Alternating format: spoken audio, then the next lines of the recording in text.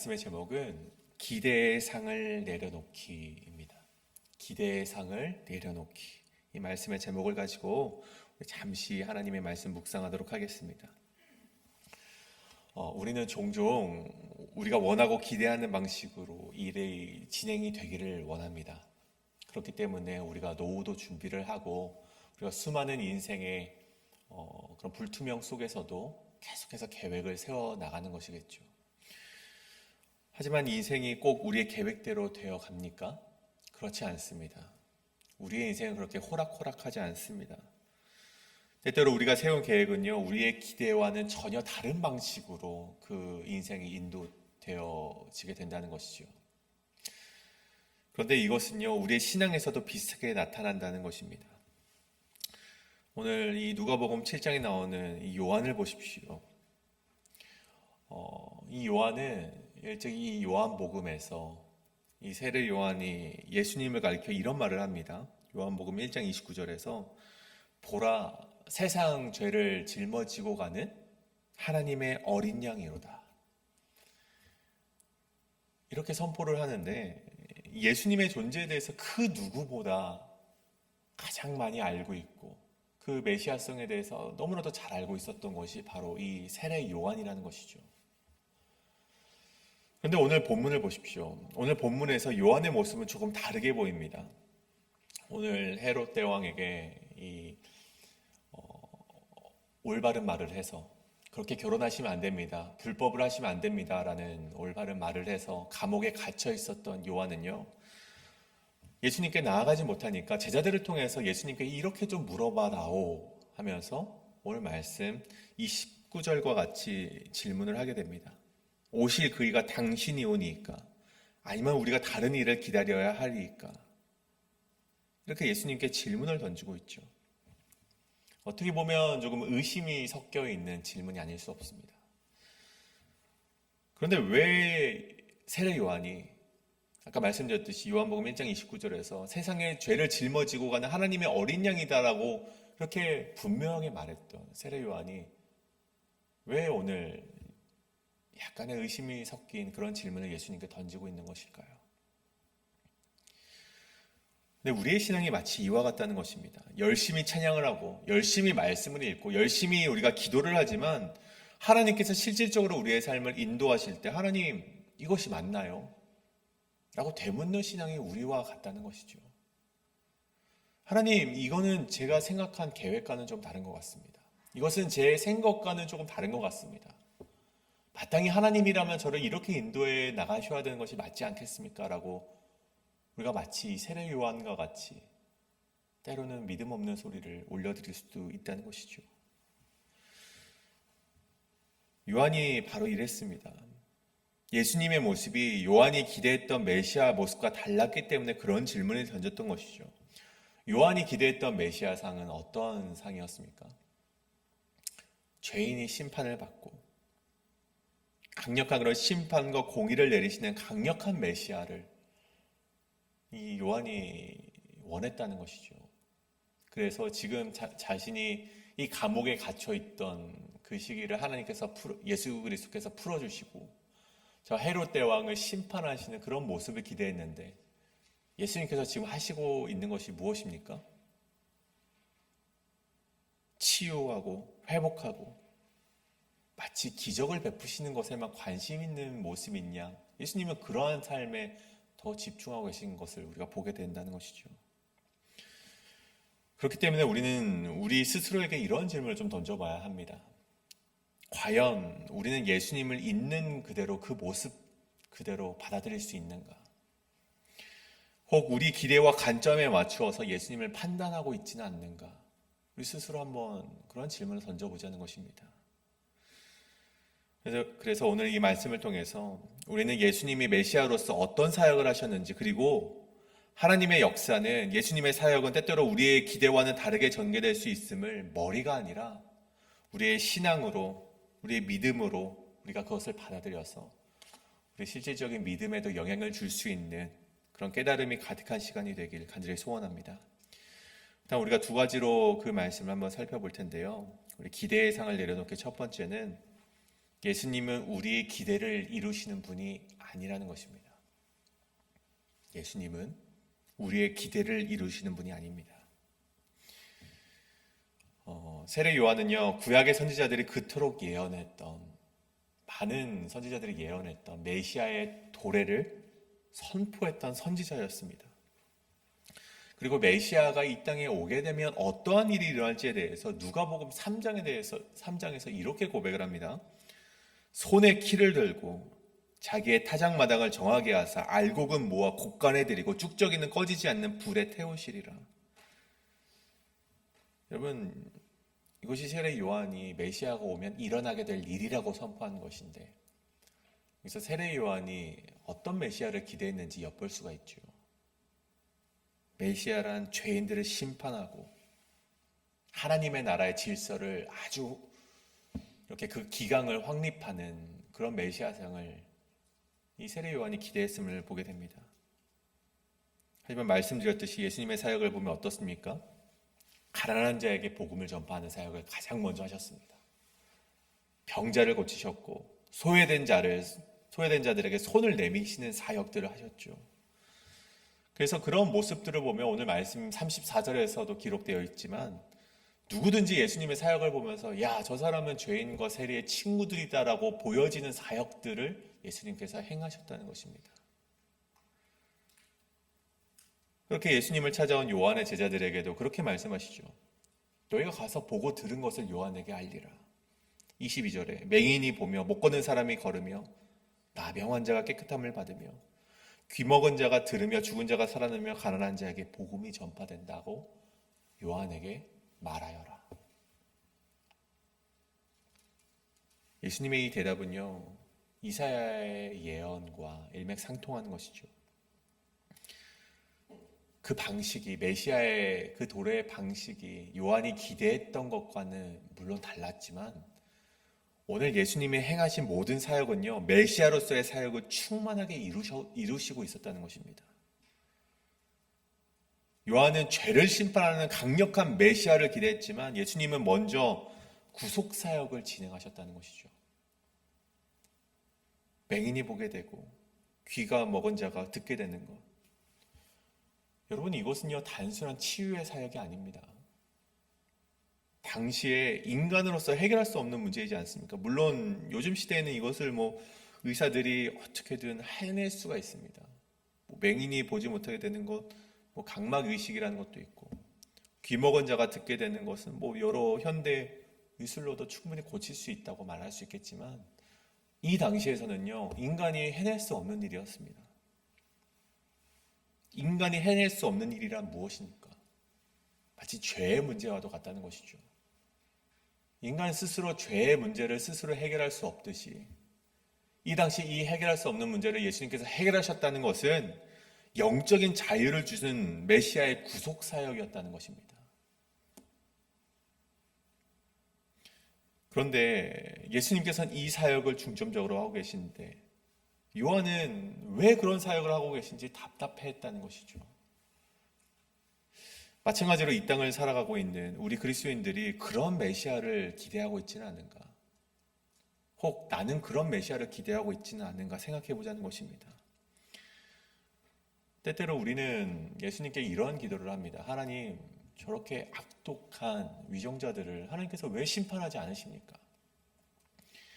하나님, 왜 내가 이렇게 예수 그리스도를 믿지만 이렇게 고통받고 있는 삶을 하나님께서 왜 정상화시켜 주시지 않으십니까? 하나님, 왜 권선징악이 이루어지지 않습니까? 라고 우리가 하나님께 기도를 드리곤 합니다. 그것이 우리가 생각하는 공의로운 심판자의 모습이고 억울한 이들의 부르짖음에 응답하는 하나님의 모습일 거라 기대하는 마음 가운데 기도를 올려드리는 것이죠. 하지만 예수님의 사역은 우리의 기도와 우리의 생각과 우리의 기대와 다를 수 있다는 것입니다. 오늘 말씀 속에서도 세례 요한이 기대했던 메시아의 사역과 예수님이 함께 하셨던, 예수님이 실제로 하셨던 사역은 달랐듯이 이 시대 속에 일하는 하나님의 방식은 우리의 예상과는 다를 수 있음을 우리가 깨달아야 된다는 것입니다. 때로는 죄인의 친구의 모습으로 오시고 때로는 누가 봐도 먹기를 저렇게까지 먹으셔야 되나라는 먹기를 탐하는 모습으로 오시기도 하고, 이해할 수 없는 모습으로 예수님께서 임하시기도 하는구나라는 것을 우리가 인정할 때, 그때 비로소 예수 그리스도의 사역을 우리가 이해할 수 있는 한 걸음으로 나아갈 수 있다는 것입니다. 이 새벽 우리가 그러한 자리로 나아가길 원합니다. 우리가 기대하는 메시아 사항을 잠시 내려놓으시고, 하나님께서 어떠한 방식으로 우리에게 임재하시고 어떠한 방식으로 일하시든 우리는 그 일하심을 신뢰하심으로 말미암아 하나님께 한 걸음 더 걸어 나가시는 저와 여러분 되시길 간절히 소원합니다. 이것이 바로 첫 번째, 예수님은 우리의 기대를 이루시는 분이 아닙니다. 그렇다면 두 번째로, 기대의 상 내려놓기 두 번째는 나의 생각과 다른 것에도 참여하는 신앙의 모습이 필요하다는 것입니다. 나의 생각과 다른 것에도 참여하는 신앙의 모습이 필요하다. 24절입니다. 예수님께서 요한의 제자들을 그렇게 돌려보내십니다.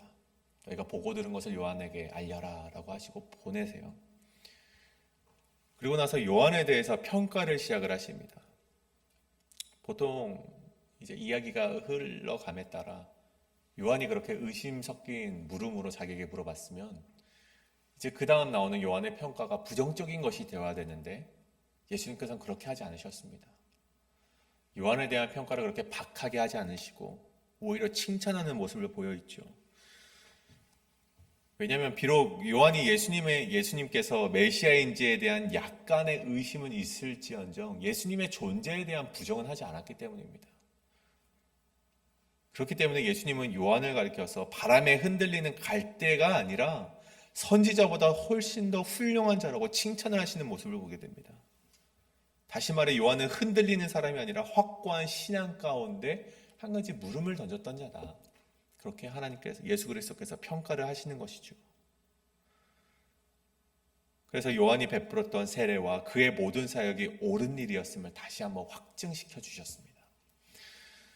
그리고 이제 중요한 것은 30절 이후부터 나오는 이야기인데 이 말씀이 가장 중요한 말씀이죠. 오히려 이 세례 요한의 세례를 받지 않는 자들에 대한 질타의 이야기가 시작이 됩니다. 그것을 이제 비유로 말씀하시죠. 좀 하반절에 보시면 어떤 비유를 하셨는가 보니 마치 아이들이 장터에 앉아서 놀이를 하는 것 같다라고 말씀하십니다.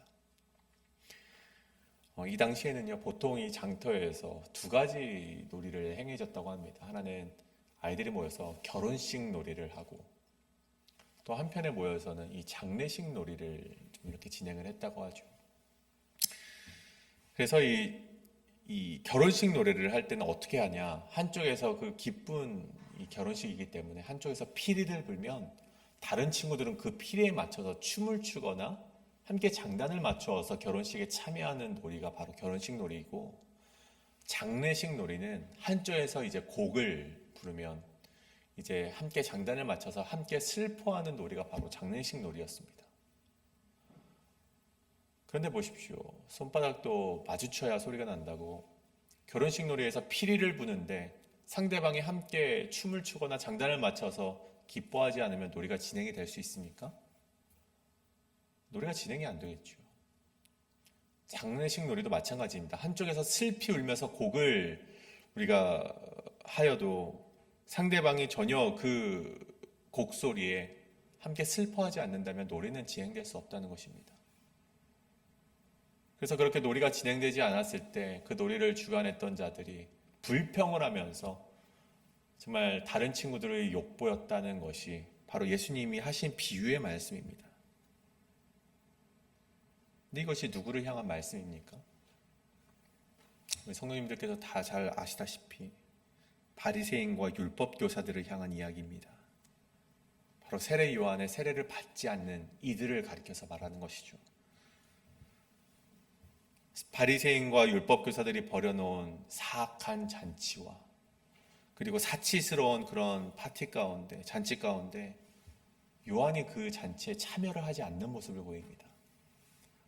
요한은 그 사치를 떠나서 광야로 나가게 되었고 광야에서 정말 금식하는 생활을 보여주게 됩니다. 거룩한 생활을 영위해 나가는 것이죠. 그렇다면 예수 그리스도는 어떻습니까? 율법 교사와 바리새인들이 죄인을 보고 곡하였음에도 불구하고 예수님은 죄인들과 함께 먹고 마심으로 함께 기뻐하는 것을 보여주면서 자기네들과 장단을 맞추지 않았다는 거예요.